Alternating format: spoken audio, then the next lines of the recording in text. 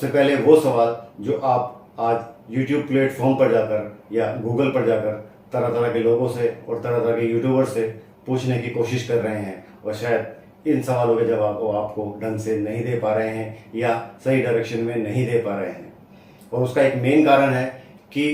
आप सवाल ऐसे लोगों से पूछ रहे हैं जिनके पास इस फील्ड का या इस तरह की बैंकिंग प्रणाली का कोई भी एक्सपीरियंस नहीं है और जिस कारण वो आपको एक प्रॉपर गाइडेंस नहीं दे पा रहे हैं और आपको गलत और एक भ्रामक जानकारी दे रहे हैं जिससे आप अपना नुकसान कर रहे हैं। क्योंकि ये बात मैं इसलिए कह रहा हूँ क्योंकि आपकी जो परेशानियां हैं उन परेशानियों के जितने भी कारण हैं उसमें से एक कारण ये भी है। चलिए मैं इस कारण को आगे बात करूंगा, लेकिन अभी हम बात करेंगे जो आज के आपके मेन जो सवाल हैं जिस कारण से आप इन लोन ऐप के चक्कर में या कंपनियों से जो लोन ले रखे हैं आपने उसके चक्कर में फंसकर जो आपके साथ परेशानियां हो रही हैं उन परेशानियों को दूर करने के लिए या उन परेशानियों के कारण क्या हैं उसको जानने के लिए आज हम कुछ सवाल आपके सामने रखेंगे जिसके जवाब हम आपको देने की पूरी कोशिश करेंगे और जो भी जवाब होंगे वो कानून के दायरे में होंगे और बिल्कुल बैंकिंग प्रणाली के माध्यम से होंगे। किस तरीके से ये चीज़ें काम करती हैं और किस तरीके से आपको इन बातों का ध्यान रखना है और किस तरीके से आप इनको फॉलो कर सकते हैं। सबसे पहले वो सवाल जो आप आज हर यूट्यूब चैनल पर जाकर उनके कमेंट्स में जाकर या उनसे पर्सनली पूछने की कोशिश कर रहे हैं, क्या ये लोन ऐप कंपनी रजिस्टर्ड है? अगर एनबीएफसी से आपने कोई लोन लिया है तो क्या वो हमारे कॉन्टैक्ट लिस्ट पे फ़ोन कर सकती है, या किसी बैंक से आपने कोई personal loan, education loan, credit card या इस तरह का कोई भी लोन लिया है तो क्या वो आपकी कॉन्टैक्ट लिस्ट के ऊपर फ़ोन कर सकते हैं? इन्हीं सवालों के अंदर कई और ऐसे सवाल हैं जिनका आप जवाब जगह जगह तलाशने की कोशिश कर रहे हैं। उसमें एक सबसे बड़ा जो सवाल आपके सामने आ रहा है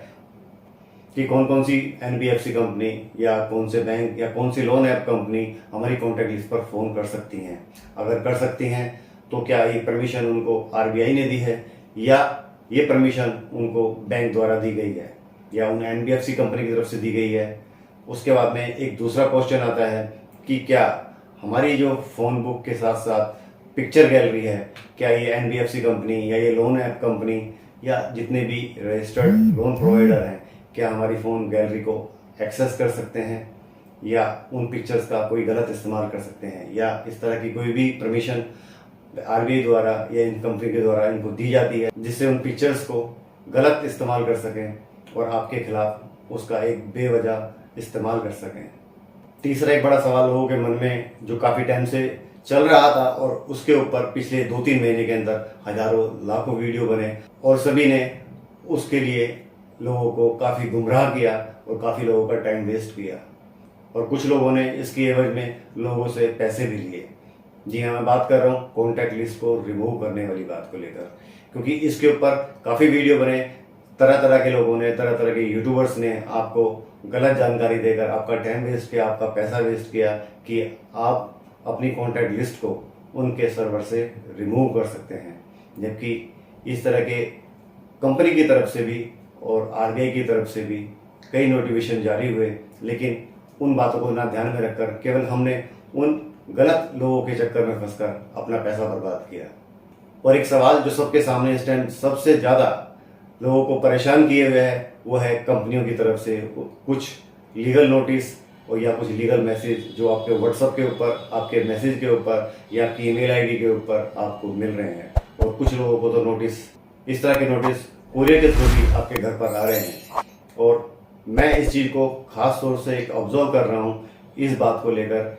जितने भी व्यूअर्स हैं बहुत ज़्यादा परेशान हैं, बहुत ज़्यादा डरे हुए हैं और किसी भी अनहोनी आशंका को लेकर काफ़ी स्ट्रेस में रह रहे हैं। मैं इन सभी सवालों के जवाब आपको इस वीडियो में दूंगा और आपको आज एक खास चीज़ से मैं अवगत कराऊंगा कि किस तरीके से आप इन लोन के चक्कर में फंसकर अपना जो पैसा बर्बाद कर रहे हैं, अपना टाइम वेस्ट कर रहे हैं, आप उनसे कैसे बाहर निकल सकते हैं। ये वीडियो केवल उन लोगों के लिए है जो जेन्युइनली अपना पैसा पे करना चाहते हैं, अपना सिविल ठीक करना चाहते हैं और फ्यूचर में कभी अगर बैंक की ज़रूरत पड़ती है तो उसको वो यूज़ कर सकें। क्योंकि ये आज की डेट में कुछ लोगों द्वारा एक गलत जानकारी फैलाई जा रही है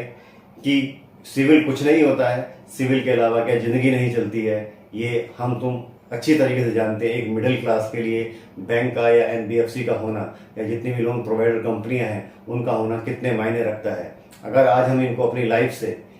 निकाल दें, जितनी भी लोन कंपनियां एनबीएफसी कंपनियां हैं, तो आप खुद समझ जाएंगे कि हमारे 80% काम रुक जाते हैं। उन यूट्यूबर्स के द्वारा लोगों को ये भी समझाया जा रहा है कि क्या पहले जब बैंक इस तरह के लोन ज़्यादा नहीं देते थे तो क्या जब ज़िंदगी नहीं चलती थी जो आज ज़िंदगी रुक जाएगी। देखिए बॉस, होता क्या है कि समाज के अंदर टाइम टू टाइम हर चीज़ें चेंज होती हैं। आज की डेट में हम सभी के पास इस तरह की जो कुछ प्रोडक्ट्स हैं, इस तरह की लग्जरी आइटम है या इस तरह की जो नीड्स हैं हमारी, वो दिन ब दिन बढ़ती जाती हैं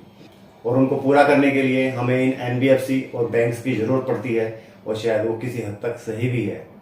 आप ये खुद इस बात को रियलाइज़ करेंगे कि अगर आपके पास आज एक 10,000 रुपये की ज़रूरत है और आप उस 10,000 को लेने के लिए अपने सर्कल के अंदर, रिलेशंस के अंदर अगर डिमांड करते हैं तो आपको ही मालूम है कोई इक्का दुक्का छोड़कर किसी को भी इस तरह का पैसा नहीं मिल पाता है। तब हमारे बुरे वक्त के अंदर ये जितनी भी एनबीएफसी या लोन कंपनियां हैं या बैंक्स हैं, आगे बढ़कर हमारे कुछ डॉक्यूमेंट के ऊपर, हमारे कुछ सोर्स ऑफ इनकम के ऊपर हमें लोन प्रोवाइड करती हैं। लेकिन ऐसा क्या होता है कि लोन चुकाने के टाइम पर ये कंपनियां हमें दुश्मन लगने लगती हैं, या ऐसे क्या कारण है जिसके कारण हम इन चीज़ों के अंदर फंस कर रह जाते हैं। दोस्तों, इन सभी सवालों का जवाब देने के लिए आज इस वीडियो को खास तौर से मैंने आपके लिए काफ़ी रिसर्च और काफ़ी अपनी जानकारी के थ्रू बनाने की कोशिश की है। तो आपसे आग्रह करूँगा इस वीडियो को कंप्लीट देखिएगा, तो शायद आप अपनी कुछ हद तक परेशानियों को दूर कर सकेंगे। वीडियो को स्किप बिल्कुल मत कीजिएगा। अगर वीडियो को आप स्किप करते हैं तो आप जहाँ से चले थे आप वहीं पे खड़े होंगे, फिर आप लोगों से फिर तरह तरह के वीडियोस देखकर आप गलत जानकारी लेंगे और उस गलत जानकारी को लेकर अपना नुकसान करेंगे। तो चलिए दोस्तों, शुरू करते हैं आज का वीडियो एक छोटे से इंट्रो के साथ।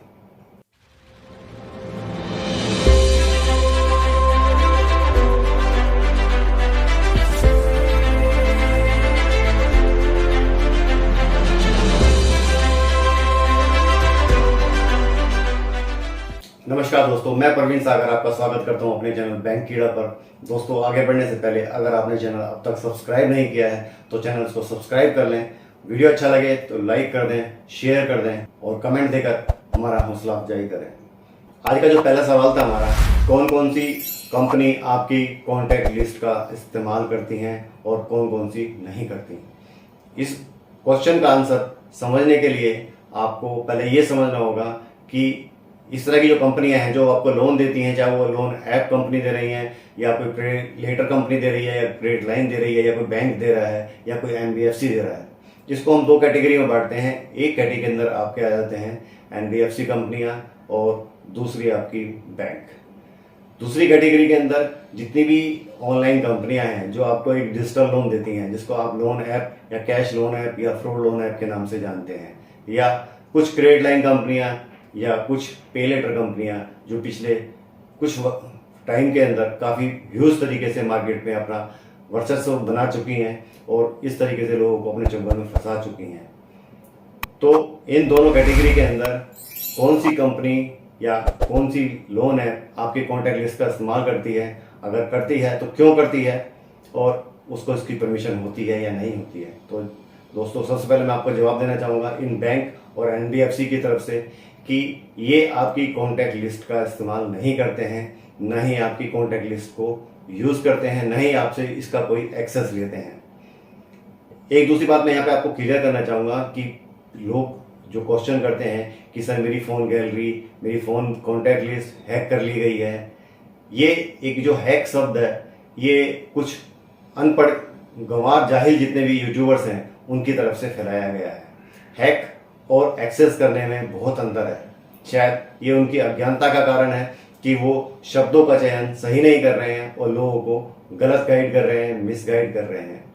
हैक का मतलब है कि आपकी जानकारी के बगैर या आपकी परमिशन के बगैर आपकी कोई भी चीज़ को हम चुरा लेते हैं या उसको निकाल लेते हैं तो हम उसको हैक बोल सकते हैं। लेकिन अगर आपने किसी को एक्सेस की परमिशन दी हुई है और उसको इस चीज़ की इजाज़त दी है कि आप मेरी इन चीज़ों का इस्तेमाल कर सकते हैं, इसके लिए मैं आपको परमिशन देता हूँ। शायद आपको याद भी होगा जब आप कोई भी ऑनलाइन लोन लेते हैं या किसी लोन ऐप से एक्सेस करते हैं लोन के लिए, तो आप उनको कुछ परमिशंस के लिए अलाउ करते हैं। उसी परमिशंस के अंदर वो आपकी पिक्चर गैलरी होती है, फ़ोन गैलरी होती है, आपकी लोकेशंस होती हैं या आपकी फ़ोटो गैलरी होती है, उनका आप उनको एक्सेस देते हैं, मैसेज पढ़ने का एक्सेस देते हैं, तभी जाकर वो आपको आगे लोन प्रोवाइड के लिए एप्लीकेशन प्रोसेस करने का सिस्टम चालू करते हैं। उससे पहले अगर आप इन चीज़ों को डिनाई करते हैं तो शायद इस तरह की परमिशंस के अलावा वो आपको लोन प्रोवाइड नहीं करते हैं। तो इसमें मेन जो समझने का कारण था कि अगर आपने इनको परमिशन दी हुई है तो वो हैक कैसे हो गई। हैक तो तब होती कि तब आपने उनको परमिशन नहीं दी होती और उनके पास वो कॉन्टैक्ट लिस्ट होती और उसका वो बेवजह या बेजाया इस्तेमाल कर रहे होते। तो इस शब्दों को आप सुधारिए। आप आगे से कभी भी किसी से अगर बात पूछते हैं तो आप ये मत बोलिए कि सर मेरी कॉन्टैक्ट लिस्ट या मेरी ये चीज़ हैक कर ली गई है। हैक नहीं की गई है बॉस, ये आपकी परमिशन के थ्रू ही एक्सेस की हुई है। चलिए अब हम जो बात कर रहे थे कि जितनी भी लोन कंपनियां हैं जो ऑनलाइन डिजिटल लोन देती हैं मोबाइल ऐप के थ्रू, केवल वही आपकी कॉन्टैक्ट लिस्ट को एक्सेस करती हैं और वही इसका इस्तेमाल करती हैं। कोई भी बैंक या कोई भी एनबीएफसी, जितने भी प्राइवेट सेक्टर के बैंक हैं या कोई गवर्नमेंट बैंक है या कुछ सहकारी बैंक हैं या कुछ इस तरह की एनबीएफसी लोन प्रोवाइडर कंपनियां हैं, वो आपकी कॉन्टैक्ट लिस्ट का इस्तेमाल नहीं करती हैं। केवल जो कंपनियां आपको किसी मोबाइल ऐप के थ्रू या किसी डिजिटल प्लेटफॉर्म, जो उन्होंने उसका एक ऐप बनाया हुआ है प्लेटफॉर्म के ऊपर या गूगल ऐप के ऊपर, वहाँ से जब आप उस एप्लीकेशन को एक्सेस करते हैं, वही कंपनियां आपकी कॉन्टैक्ट लिस्ट, आपकी फ़ोन बुक, आपकी मैसेजेस, आपके जितने भी पिक्चर गैलरी हैं या आपकी लोकेशंस हैं, वो वही आपका एक्सेस लेती हैं और वही इसका इस्तेमाल करती हैं। कोई भी लोन कंपनी, चाहे वो एनबीएफसी हो या वो बैंक हो या कोई वो डिजिटल लोन हो, अगर वो कंपनी आपको लोन या कोई भी फैसिलिटी इस तरह की लोन की आपको बिगर किसी ऐप के थ्रू एक एप्लीकेशन फॉर्म भरवाकर, फिजिकल जैसे डॉक्यूमेंट भरवाते हैं या ऑनलाइन एप्लीकेशन भरवाते हैं, उसके अलावा अगर आपको कोई लोन दे रहा है किसी ऐप के थ्रू, तो यकीन मानिए बॉस 99.999% आपकी सभी चीज़ें वो परमिशंस ले चुके हैं और वो उसका बेजाया इस्तेमाल कर सकते हैं। अब ये आपको सोचना होगा कि जब भी आप आगे से किसी से लोन लेते हैं तो पहले आप कोशिश ये कीजिए कि आप किसी ऐप के थ्रू उसको एक्सेस करने की कोशिश ना करें। आप उनकी वेबसाइट पे जाकर डायरेक्ट वहाँ पे आप फॉर्म भर सकते हैं, या अगर हो सके उन कंपनियों के अगर कोई ऑफिस आपके आसपास पड़ते हैं तो आप उनके ऑफिस से विजिट करके या वहाँ पे उनके कस्टमर केयर में कॉल करके उनके एग्जीक्यूटिव को बुला के उस तरह की प्रोसेस को अपना सकते हैं। आप यकीन मानिए, जितने भी आप ऑनलाइन किसी ऐप के थ्रू अगर कोई भी लोन के लिए अप्लाई करेंगे तो आपकी कॉन्टैक्ट लिस्ट, जितनी भी चीज़ें हैं, सब वो वहाँ पे एक्सेस होंगी और वो उसका आने वाले टाइम में कभी भी उसका गलत इस्तेमाल कर सकते हैं। अब इसके साथ में इसका एक जो मेन आपका सवाल रहता है कि सर इस तरह की ये चीज़ें, इनको परमिशन कौन देता है, या आरबीआई की तरफ से इस तरह की कोई परमिशन है कि अगर कोई लोन नहीं चुका पा रहा है किसी भी कारण से, तो क्या उनके रिश्तेदारों को कॉल करके या उनके फैमिली मेम्बर्स को कॉल करके परेशान किया जा सकता है या उनकी किसी भी फ़ोटो का गलत इस्तेमाल किया जा सकता है। तो यहाँ पे आपको मैं बताना चाहूँगा कि आरबीआई की तरफ से या उनकी लोन कंपनी, जितने भी रजिस्टर्ड फर्म है, मैं देखिए फ्रॉड लोन के एक्ट की बात नहीं कर रहा हूँ, जितने भी रजिस्टर्ड फर्म्स हैं उनकी तरफ से या आरबीआई की तरफ से ऐसी कोई परमिशन नहीं होती कि आप उनकी किसी भी कॉन्टैक्ट लिस्ट का गलत इस्तेमाल कर सकते हैं या उनके ऊपर कॉल कर सकते हैं। कॉल करने की परमिशन केवल 2 ही कंडीशन में होती है और वो भी किन नंबरों पे होती है वो मैं आपको बता देता हूँ। जब आप लोन लेते हैं तो आप लोन लेते वक्त अपने कुछ रेफरेंस नंबर देते हैं, 2, 3, 4 नंबर से ज़्यादा रेफरेंस नंबर कोई भी कंपनी नहीं लेती। वो वक्त पड़ने पर जब आपसे कोई कांटेक्ट नहीं हो पा रहा है तो उनके पास वो अधिकार होते हैं कि आपके उन रेफरेंस नंबर के ऊपर कॉल करके उनसे आपके बारे में जानकारी ली जाए। बदतमीजी करने का हक उनको भी नहीं है कि उन रेफरेंस नंबर के ऊपर कोई भी इस तरह की बात की जाए जो उनको बुरी लगे। आप उनको कॉल कर सकते हैं, उनसे आपके बारे में कुछ जानकारी ले सकते हैं। अगर आप उस एड्रेस पर नहीं रह रहे हैं तब वो कॉल कर सकते हैं, या आपके नंबर्स उनके पास रीचेबल नहीं है या आपके नंबर्स बंद हो चुके हैं तो उस नए नंबर को लेने के लिए वो उसका इस्तेमाल कर सकते हैं। लेकिन इस कंडीशन में वो कोई भी इस तरह की हराश बातें या कोई भी गलत बातें नहीं कर सकते। इसके साथ में अब ये लोगों का एक मेन क्वेश्चन होता है कि सर मैंने 2-3 रेफरेंस नंबर दिए थे। अब 2-3 रेफरेंस नंबर के अंदर सर 2 तो मेरे फैमिली के ही थे, एक मेरे फ्रेंड्स का था, लेकिन उसके अलावा कुछ और नंबर्स इनके पास, मेरे जैसे कि मदर का नंबर, मेरे फादर का नंबर, या मेरे चाचा जी का नंबर, मेरे भाई का नंबर, इस तरह के नंबर्स मैंने इनको नहीं दिए थे। तो ये नंबर इनके पास कहाँ से आ गए? इसको समझने के लिए आपको कुछ चीज़ों को खुद ध्यान रखना पड़ेगा। होता क्या है बॉस, आज की डेट में हर दूसरा आदमी एक सोशल मीडिया अकाउंट हैंडल करता है, जिसके अंदर फेसबुक हुआ, इंस्टाग्राम हुआ, व्हाट्सअप हुआ, इस तरह के जितने भी प्लेटफॉर्म्स हैं आप उसको इस्तेमाल करते हैं। पब्लिकली अपनी सब चीज़ें ओपन रखते हैं, जैसे कि आप अपने उस प्रोफाइल के अंदर अपने कुछ पिक्चर्स लगा के रखते हैं अलग अलग तरीके से अपनी फैमिली के, या कोई आपके घर में फंक्शंस होता है या कोई भी इस तरह की अच्छी बातें होती हैं, तब उसके जितने भी पिक्चर्स हैं आप एक ऑनलाइन सोशल मीडिया पर उसको शेयर करते हैं। और कई बार तो आप उसके अंदर नंबर भी शेयर करते हैं अपना, और जिसकी एवज के अंदर आपके कुछ रिलेशंस वाले आपको भी उसके अंदर मैसेज करते हैं, और जिसके अंदर कई बार वो अपना गलती से नंबर भी डाल देते हैं।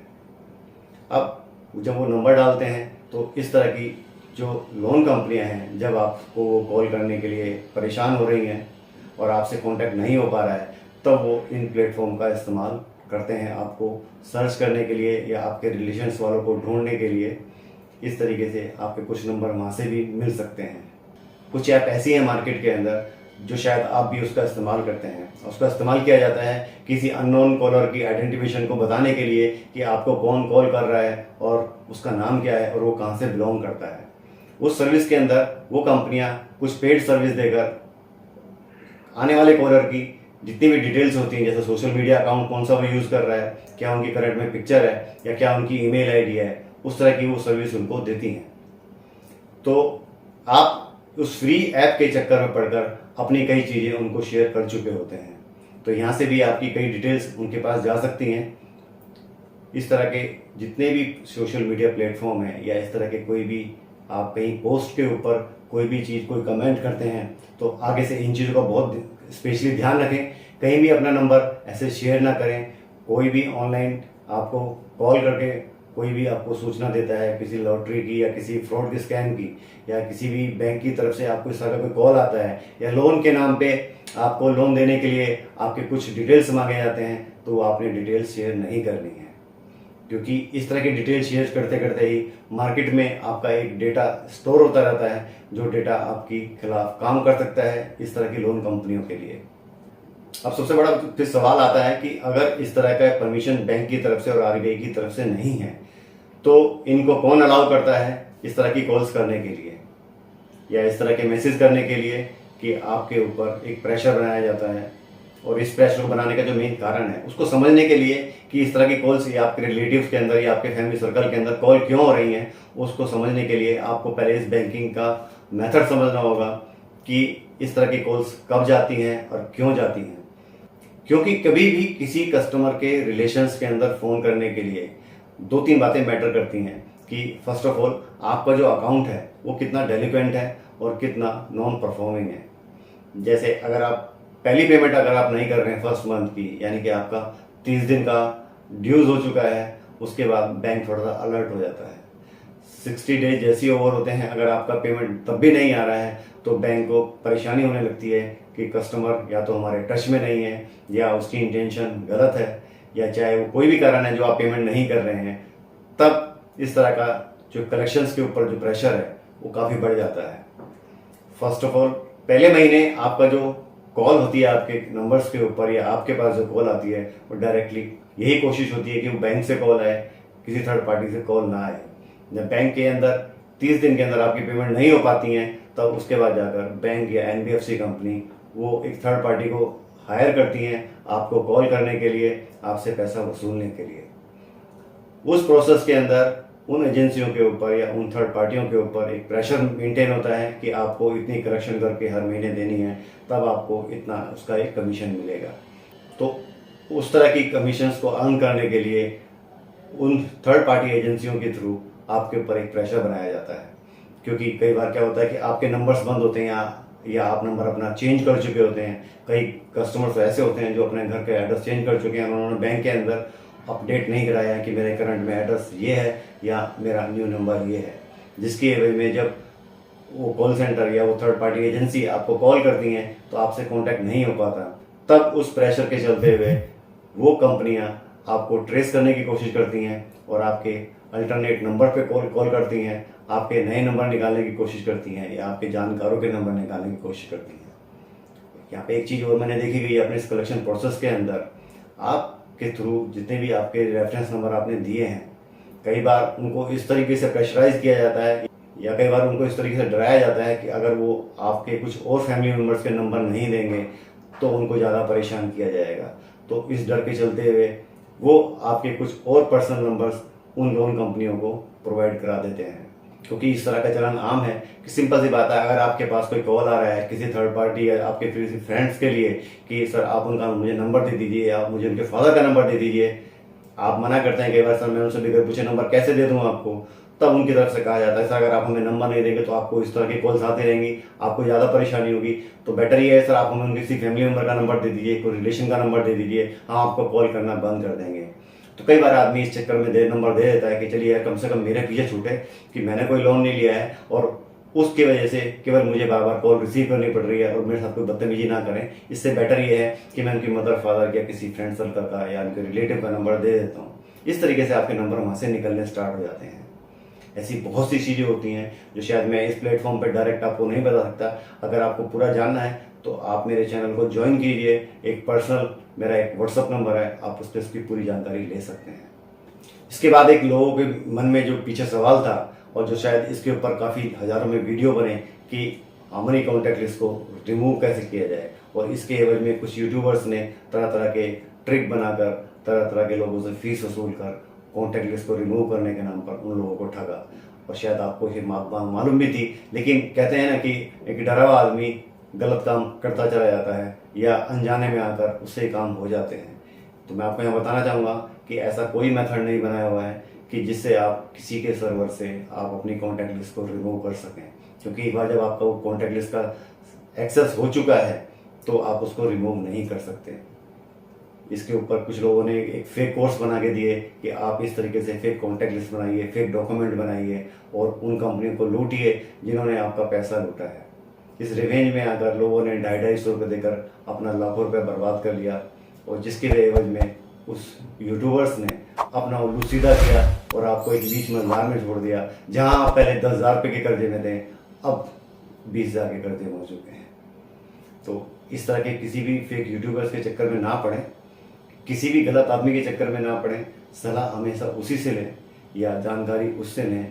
पहले आप अपना दिमाग खोलकर एक कुछ रिसर्च कर पहले ये सुनिश्चित कर लें कि हम जिससे कुछ पूछना चाह रहे हैं क्या वो एक चीज़ का टेक्निकल ज्ञाता है, क्या उसके पास इस तरह की कोई डिग्री है या वो इस तरह की फील्ड के अंदर है जो वो हमें ये जानकारी सही दे। एक जेन्युइन सी बात है, अगर आपके घर के अंदर कोई बीमार होता है तो आप सीधा डॉक्टर के पास जाते हैं, ना कि कंपाउंडर के पास जाते हैं, ना ही किसी अनजान आदमी से पूछकर आप घर वालों को दवाई देते हैं। तो उसी तरीके से अगर आपके साथ कोई समस्या आ रही है तो आप अपनी समस्या का निवारण करने के लिए हमेशा एक ऐसे कंसल्टेंट से मिलें या ऐसे लोग से मिलें जो इस फील्ड से ताल्लुक़ रखते हैं और इनका प्रॉपर उनके पास नॉलेज हो। अब इन लोन ऐप के चक्कर में फंसकर आप तरह तरह के हथकंडे अपना चुके हैं, लेकिन इन चुंगल से निकलने की बजाय आप इसमें कुछ ज़्यादा फंस चुके हैं, जिसके चक्कर चलते हुए आज आप अपना काम धाम छोड़कर केवल पूरे दिन यही तलाशने की कोशिश करते हैं कि किस तरीके से मैं कुछ पैसा अरेंज करूं तो मैं इस लोन को चुका दूं, फिर मैं सुकून से रहने लगूं। आज के डेट में हम काम ढूंढने की बजाय या अपने काम को बढ़ाने की बजाय या अपनी इनकम को बढ़ाने की बजाय एक हम फोन लेके बैठते हैं और उसके ऊपर केवल पूरे दिन हम यही तलाशते हैं कि कहाँ से कोई लोन मिल जाए और किस तरीके से मैं इन चंगलों से निकल सकूं। तो इन सब चीज़ों से निकलने के लिए मेरी तरफ से एक इसका एक पूरा एक सिस्टम होता है, मैकेनिज्म होता है इस चीज़ के लिए, एक इसके लिए पूरी एक प्रणाली बनी हुई है किस तरीके से आप इन फंसे हुए लोन से बाहर निकल सकते हैं। अगर आप उस चीज़ों से निकलना चाहते हैं तो उसके लिए मैं आपके साथ शेयर करूँगा अपना इस वीडियो पे सेकंड पार्ट को, जिसके अंदर मैं आपको पूरी एक गाइडेंस दूंगा किस तरीके से आप इन फंसे हुए लोन से बाहर निकल सकते हैं। बताने को मैं सर इस वीडियो के अंदर ही बता सकता, लेकिन वीडियो काफ़ी लंबा हो जाएगा तो शायद आप उसको पूरा प्रॉपर वॉच नहीं करेंगे। मैंने खासतौर से ये देखा है कि आप वीडियो को स्किप करके देखते हैं, आधा अधूरा देखते हैं, जिससे आपको जानकारी प्रॉपर नहीं मिल पाती है। अगर आपको किसी भी लोन ऐप से, किसी भी कंपनी से, किसी भी बैंक से अगर कोई समस्या आ रही है या आपको कोई लीगल प्रॉब्लम आ रही है, तो आप हमारे चैनल को ज्वाइन करके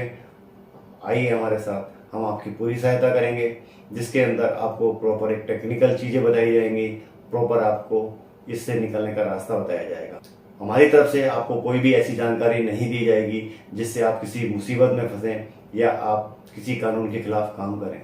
सिविल आपका बहुत मैटर करता है आपके फ्यूचर के लिए, ये शायद आप मेरे से बेहतर जानते हैं। आज की डेट में ये चीज़ बहुत ज़रूरी है कि आप किसी भी कानूनी पचड़े से दूर रहने की कोशिश करें और अपने काम पर ज़्यादा फोकस करें, अपनी इनकम पे ज़्यादा फोकस करें, ना कि इन बेवजह की चक्करों में पड़कर 5-10 हज़ार रुपये के लोन लें। इससे आप निकल नहीं पाएंगे, धीरे धीरे इसके अंदर फंसते चले जाएंगे। इसको मैं पूरा आपको क्लियर करूंगा अपने नेक्स्ट वीडियो के अंदर। दोस्तों, अगर आपने अभी तक चैनल सब्सक्राइब नहीं किया है तो चैनल को सब्सक्राइब जरूर कर लें। वीडियो अच्छा लगा हो तो शेयर कर दें, लाइक कर दें, कमेंट जरूर करें और कमेंट करके बताइएगा अगर ऐसा कोई सवाल जो आपके मन के अंदर है और आप किसी चीज़ को वेरीफाई करना चाहते हैं, तो आप हमारे दिए गए हेल्पलाइन नंबर 9667-575 और 938 पे कॉल करके, मैसेज करके पूछ सकते हैं। तो नमस्कार दोस्तों, मिलते हैं नेक्स्ट वीडियो के अंदर। तब तक के लिए संभल के रहिए, स्वस्थ रहिए और ख़ास तौर से जितने भी ये स्मॉल लोन हैं आप इनसे दूर रहने की कोशिश कीजिए। थोड़ा सा कम खा लीजिए, थोड़ा सा कम खर्चा कर लीजिए, लेकिन इन लोन ऐप के चक्कर में पड़कर अपना भविष्य खराब मत कीजिए। नमस्कार दोस्तों।